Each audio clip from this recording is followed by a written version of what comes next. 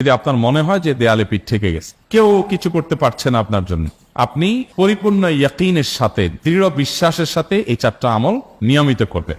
সকল পেরেশানি থেকে, সকল টেনশন থেকে বের হওয়ার পথ আল্লাহ তাআলা অলৌকিকভাবে তার জন্য আবিষ্কার করে দিবেন ইনশাআল্লাহ। গুলি মিস হতে পারে, আপনার দোয়া মিস হবে না। আমি এমন এক ভয়াবহ বিপদে আছি যা থেকে উত্তরণের কোনো পথ আমার সামনে খোলা নাই। এমন কোন আমল শিখিয়ে দিবেন যে আমলের মাধ্যমে এই ভয়াবহ বিপদ থেকে আমি রক্ষা পেতে পারি। ভাইরা আমার, এই ধরনের প্রশ্ন আমাদের কাছে অহরহ আসে যে এমন বিপদে আছেন যে বিপদ থেকে আসলে রক্ষা পাওয়ার জন্য আপাত দৃষ্টিতে কোনো পথ উনি দু চোখে দেখতে পাচ্ছেন না, এক কথা দেয়ালে পিঠ থেকে গেছে। এইরকম পরিস্থিতিতে একজন ইমানদার আল্লাহ রাব্বুল আলামিনের কাছে তার এই সমস্যাকে তুলে ধরবার জন্য কয়েকটা আমল আমরা বলতে পারি, যে আমলগুলোর মাধ্যমে আল্লাহ তাআলা ওই অসম্ভবকে তার জন্য সম্ভব করবেন ইনশাআল্লাহ।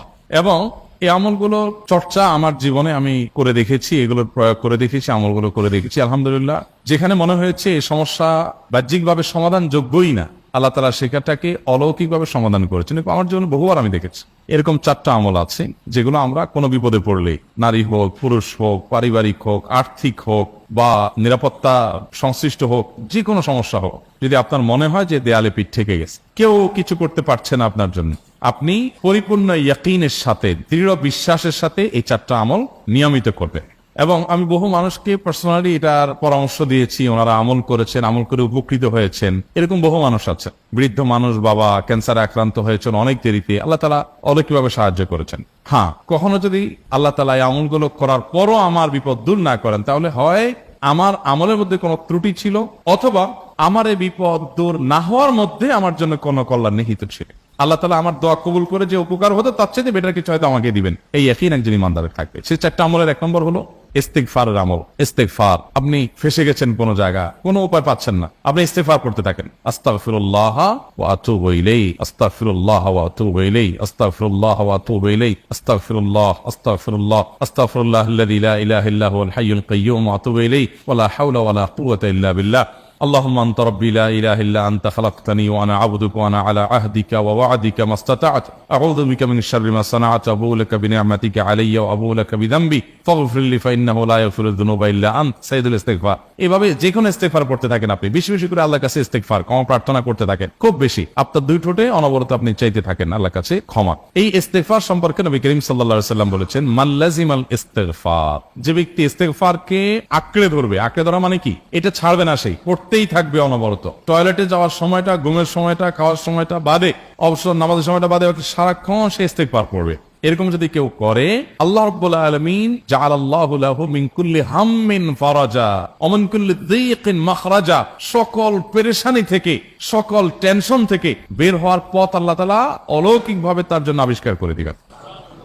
এবং আমি আমার জীবনে যেটা বলেছিলাম, বিস্তারিত বলতে চাই না, এরকম পরিস্থিতি আসছে যে চোখের সামনে কোনো আপাতত রক্ষার কোনো পথ আর খোলা নেই, এমন ভয়াবহ বিপদ।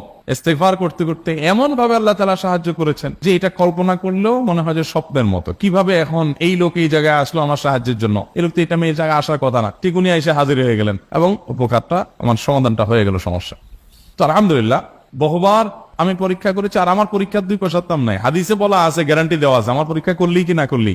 তাহলে একটা আমল হলো কি, ইস্তিগফার। সব সময়ের জন্য এটা কন্টিনিউয়াস করবেন, আর এমনি অবসর সময় ইস্তিগফার করবেন। আরবদের মধ্যে সৌন্দর্য আছে, তারা বিভিন্ন ডাক্তারের ওয়েটিং রুমে বা বিভিন্ন জায়গায় মানুষ যেখানে অপেক্ষা করে পাবলিক প্লেস গুলোতে লিখে রাখে ইস্তিগফার করুন, হাইওয়ে গুলোর পাশে লেখা থাকে ইস্তিগফার করুন, এবং তারা আসলে একটু পরপর দেখা যায় ইস্তিগফার করে। ভালো মন্দ গুণ সবার মধ্যে আছে, তাদের এই ভালো গুণটা আছে, ইস্তিগফার বেশি বেশি করা। আমরা ইস্তিগফার সচরাচর এইভাবে অনবরত অবসর সময় করার অভ্যাস অনেকের মধ্যেই নাই, আমরা এটা চালু করবো ইনশাআল্লাহ। বিশেষ করে যখন কোনো সমস্যা হবে, তখন ইস্তিগফার চলতে থাকবে মুখে অনবরত, ধীরে ধীরে মহব্বতের সাথে নিজেকে, নিজের পাপ অপরাধগুলোর কথা স্মরণ করে আল্লাহর কাছে মাফ চাইতে থাক, পেরেশানি দূর হবে ইনশাআল্লাহ। 1 নাম্বার 2, দুরূদ।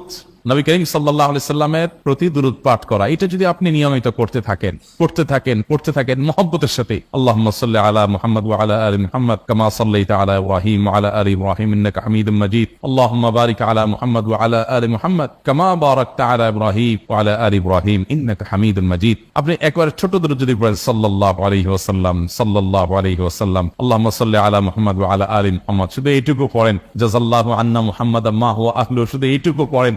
আপনি আপনি এভাবে যেই কোনো দরুদ নবী করিম সাল্লাল্লাহু আলাইহি ওয়াসাল্লামের প্রতি যদি পড়েন এবং পড়তে থাকেন অনবরত, ইস্তিগফারের পাশাপাশি দুরুদের ক্ষেত্রে নবী করিম সাল্লাল্লাহু আলাইহি ওয়াসাল্লাম বলেছেন যে এইটা তোমার জন্য যথেষ্ট হয়ে যাবে। তুমি যদি আল্লাহর কাছে আর কোনো দোয়া করতে না পারো, শুধু দুরুদটা পড়ো, তোমার সব পেয়ে যাও, কিচ্ছু লাগবে না। এক সাহাবী বলছেন, রাসূলুল্লাহ, আমার দোয়ার মধ্যে দুরুদ কত পার্সেন্ট রাখবো? আমি তো আমার অনেক কিছু আল্লাহর কাছে চাইবো, দুরুদ মানে তো নবীজির জন্য দোয়া, মানে আমার জন্য তো আমি দোয়া করবো, আপনার জন্য দোয়া কত পার্সেন্ট করবো? 1/3, 1/4, তারপরে হাফ, এবার বিভিন্ন পার্সেন্টেজ বলছিলেন তিনি। নবী করিম সাল্লাল্লাহু আলাইহি ওয়াসাল্লাম বলেছেন যে হ্যাঁ, এর বেশি করতে পারলে আরো ভালো, আরো ভালো। তো ভদ্রলোক এর বেশি, ওই সাহাবী রাদিয়াল্লাহু তাআলা আনহু, তিনি এর বেশি বাড়াতে বাড়াতে বাড়াতে বাড়াতে একটা পর্যায়ে বলছেন যে আমি সব দোয়া আপনার জন্য করি। নবী করিম সাল্লাল্লাহু আলাইহি ওয়াসাল্লাম বলেছেন তাহলে তোমার আর কোনো দোয়াই করতে হবে না, এর মধ্যে সব দোয়া চলে আসবে। কারণ আপনি যদি বলেন আল্লাহ আপনার নবীর প্রতি আপনি রহমত নাজিল করেন, আপনার নবীর প্রতি আপনি শান্তি নাজিল করেন, আপনি যেটা দোয়া করেন, তো আল্লাহকে আল্লাহর নবীর প্রতি আপনি রহমত নাজিল করতে বললে আল্লাহ তাআলা আপনার প্রতি রহমত নাজিল করবেন কি করবেন? আপনি কাউকে খুশি করতে চান, কার কাছ থেকে কিছু আদায় করতে চান, তার ছেলেটারে যদি হাদিয়া তোফা দেন, আদর যত্ন করেন, তো বাই ডিফল্ট অটোমেটিকলি ওই লোকের সিম্পেথি আপনার দিকে আসবে কি আসবেন? চোখ বন্ধ করে আসবেন। তো আল্লাহর নবীর জন্য যখন আপনি দোয়া করবেন, তখন আল্লাহ তাআলা আপনার মধ্যে রহমত নাজিল করবেন, এটা নবী সাল্লাল্লাহু আলাইহি ওয়াসাল্লামের ওয়াদা। যেই কোনো পেরেশানি, তিনি আরো বলেছেন যদি কেউ দুরুদের আমল করে নিয়মিত, আল্লাহ রাব্বুল আলামিন তার সকল পেরেশানির জন্য যথেষ্ট করে দিবেন। এই আমলটা সবগুলো দূর করার জন্য যথেষ্ট হয়ে যাবে। এই দুরুদের আমলটা আমি দেখেছি সুবহানাল্লাহ গুলির মতো কাজ করে। আজকের ঘটনা, এক ভদ্রলোক সকালে একটা টেলিভিশন চ্যানেলে, বেসরকারি চ্যানেলে প্রোগ্রাম শেষ করে নামছিলাম লিফটে, তো উপস্থাপক উনি বলছিলেন যে ভাই, মানে দুরুদের আমল করে আমি কিছুদিন আগে একটা ইয়াতে মানে এমন একটা অবস্থা যে এইটা থেকে বের হওয়ার কোনো পথ আর নাই, শুরু করলাম দরুদ অনবরত, এরপরে আল্লাহ তাআলা আমাকে এমন ভাবে উদ্ধার করলেন আমি কল্পনা করতে পারি। আলহামদুলিল্লাহ, এই আমলগুলো করে অনেক ভাইরা আমাকে অভিজ্ঞতা জানাইছেন যে আলহামদুলিল্লাহ তাদের অভিজ্ঞতা হলো কি খা। ওই যে বললাম, কখনো যদি আল্লাহ তাআলা আপনার দোয়া কবুল না করেন, তাহলে হয় আমার ত্রুটি আছে, আর না হলে আমার জন্য আল্লাহ তাআলা এর চেয়ে বেটার কিছু রেখেছেন, আমি সেই ইয়াকিন রাখবো ইনশাআল্লাহ। আর এই দোয়াতের সমাধান হবেই হবে, সে বিশ্বাস থাকতে হবে। নবী করিম সাল্লাল্লাহু আলাইহি ওয়াসাল্লাম বলেছেন, হাদিসে কুদসিতে আল্লাহ বলেছেন, আনা ইনদা জান্নি আবদি বি, বান্দা আমার প্রতি যেমন ধারণা করে আমি তেমন আচরণ করি। আপনি যদি চিন্তা করেন, করে দেখি হয় কিনা, দেখি ট্রাই করি, তাহলে ওই আল্লাহ তাআলা বলবেন ঠিক আছে দেখতে থাক। আপনি যদি ইয়াকিন করেন যে না, নবী করিম সাল্লাল্লাহু আলাইহি ওয়াসাল্লাম যে বলেছেন, অতএব সেটা হবেই, আর আল্লাহ রাব্বুল আলামিনের কাছে আমি ওইভাবেই চাবো যে আল্লাহ দিবেনই, আমি নিয়েই ছাড়বো, ইনশাআল্লাহ গুলি মিস হতে পারে, আপনার দোয়া মিস হবে না। ওই ইয়াকিন, ওই ঈমান আমার মধ্যে আনতে হবে, চেষ্টা করবো তো ইনশাআল্লাহ। তাহলে দুইটা আমল হলো ইস্তিগফার আর যুরুদ। 3 নম্বর আরেকটা আমল হলো দোয়া ইউনুস।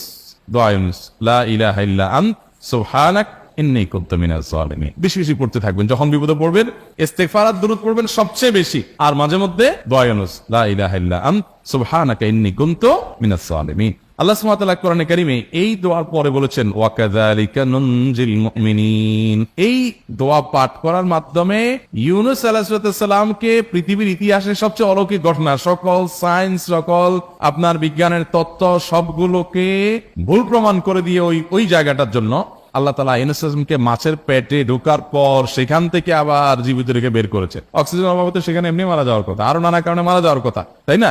কিন্তু আল্লাহ তাআলা তাকে রক্ষা করেছেন, কারণ উনি এই বিপদে পড়ার পর থেকে এটা পড়তেছিলেন, লা ইলাহা ইল্লা আনতা সুবহানাকা ইন্নী কুনতু মিনাজ জালিমিন। তো আল্লাহ তাআলা কোরআনে বলেছেন, এটা ইউনুস, তার নবী ইউনুস আলাইহিস সালামকে আল্লাহ তাআলা এটার মাধ্যমে রক্ষা করেছেন, সেটা তার জন্য খাস না, এটা তার জন্য স্পেশাল না, বরং আল্লাহ বলেছেন ওয়া কাযালিকা নুনজিল মুমিনিন, এটা দিয়ে আমি তাকে রক্ষা করেছি, একইভাবে ঈমানদারদেরকেও এটার মাধ্যমে রক্ষা করব।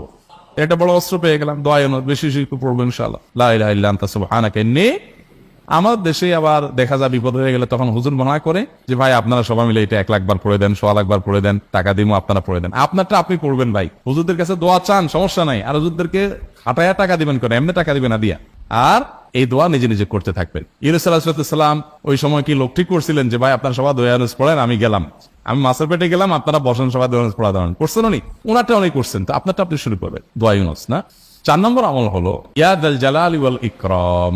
এটা বেশি বেশি করে পাঠ করবেন। নবী করিম সাল্লাল্লাহু আলাইহি ওয়াসাল্লাম বলেছেন, আলিজু বিয়াজাল জালালি ওয়াল ইকরাম। ইয়াজাল জালালি ওয়াল ইকরাম, এটাকে তোমরা আঁকড়ে ধরবে। ইয়াজাল জালালি ওয়াল ইকরামের মানে কি? এটা আল্লাহকে ডাকা, আর কিছু না। এবং হাদিসে বর্ণিত দোয়া, এটা মাসনুন দোয়া। ইয়াজাল জালালি ওয়াল ইকরাম মানে হে মহা ক্ষমতার অধিকারী, প্রতাপশালী এবং সম্মানের মালিক। এটা বলার মানে হলো আল্লাহর কাছে নিবেদন করা, যেহেতু আপনার প্রতাপ আছে, আপনার জালাল আছে, আপনার বড়ত্ব আছে, এই বড়ত্বের অধিকারী এবং হে সম্মানের অধিকারী, আপনার যদি এটা আছে, অতএব হে আল্লাহ আপনি আমাকে এটা দান করুন, আপনার সেখান থেকে আমার প্রতি রহম করুন, আপনার সেখান থেকে আমাকে, আপনার বড়ত্ব থেকে আমাকে আপনি হেফাজত করুন, আপনার একরাম থেকে আমাকে আপনি, তা দিয়ে আপনি আমাকে রহম করুন। তো সেই দোয়া আল্লাহ তাআলার কাছে নিবেদন করতে পারি, ইয়া যাল জালালি ওয়াল ইকরাম।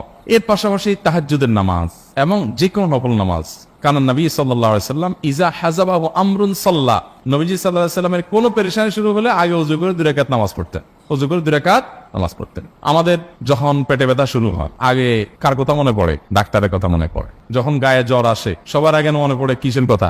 নাপা, নাপা, ঠিক না? জ্বর আসছে গায়ে, সবার আগে আমরা কি চিন্তা করি? নাপা। নাপা আপনি চিন্তা করেন, খান, নিষেধ না তো, ওষুধ গ্রহণ করা সুন্নত, নবী সাল্লাল্লাহু আলাইহি সাল্লাম নির্দেশ করেছেন ওষুধ সেবন করতে, আপনি করেন, ভালো কথা। কিন্তু ইমানদার সবকিছুর আগে ব্যথা আসছে, তাহলে ব্যথার জন্য একটা ওষুধ দোয়া শিখেছেন, দোয়াটা আগে করবে, পাশাপাশি ওইটা করুন, এলো ইমানদারের কাজ।